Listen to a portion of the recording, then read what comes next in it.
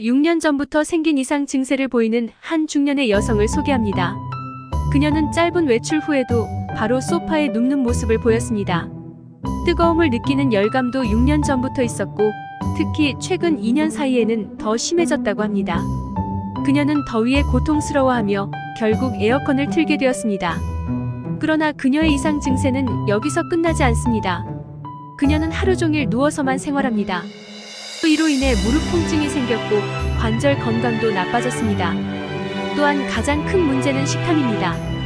그녀는 6년 전부터 인스턴트 식사를 하며 넘치는 식욕을 경험하고 있습니다. 이로 인해 체중이 급격히 증가하여 현재 최대 몸무게인 122kg에 이르렀습니다. 그녀는 이상 증세에 지쳐 있으며 갱년기가 이 증세의 원인이라고 생각합니다. 중반 때부터 월경이 불규칙하게 대해 나타나기 시작했으며 그 이후로 열감, 폭식, 불면증, 당뇨, 피로, 식은땀 등 다양한 증상이 나타났다고 합니다. 그녀는 이 모든 증상이 갱년기 때문이라고 생각하며 갱년기가 시작된 지 6년이 되었지만 증상이 나아지는 것이 아니라 오히려 식사량만 계속 늘어나고 있다고 합니다. 그녀는 50대 초반이지만 하루에 6끼를 먹습니다. 건강이 악화될까봐 그녀는 매일 걱정하고 있습니다. 또 다른 문제는 갱년기와 함께 시작된 탈모입니다. 머리카락이 수십 가닥씩 빠지고 정수리는 휑하니 비어 있습니다. 갱년기 이후로 탈모가 더욱 심해졌다고 합니다.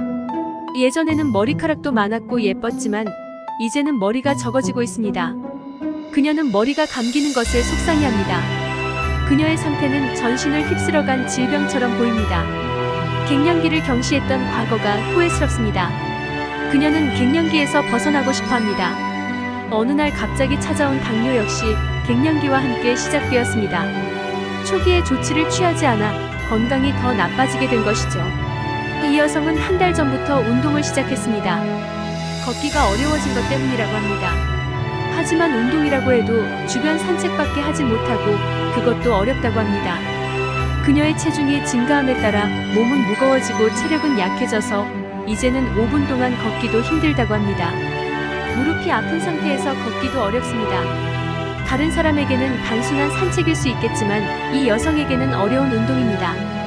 그녀는 운동을 할 때마다 무릎이 아파서 결국 오늘도 운동을 포기하고 집으로 돌아갑니다. 허리둘레도 재보면서 알았습니다. 여성 기준으로 허리둘레가 85cm 이상이면 복부 비만입니다.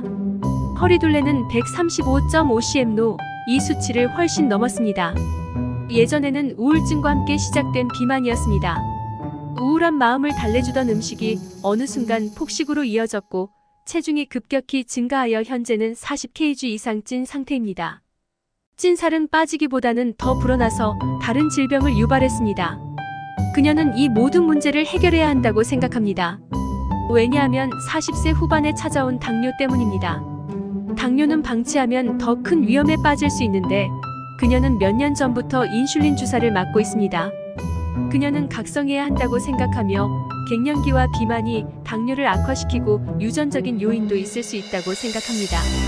그러나 여전히 그녀의 당뇨 수치는 높은 상태입니다. 그녀는 경각심을 가져야 한다고 생각하며 5년째 인슐린 주사를 맞고 있습니다. 그녀는 당뇨와 혈압약을 복용하며 건강한 생활을 다짐한다고 합니다. 그러나 갱년기와 비만으로 인해 당뇨가 악화되었고 그 후로는 더 많은 질병이 발생했습니다.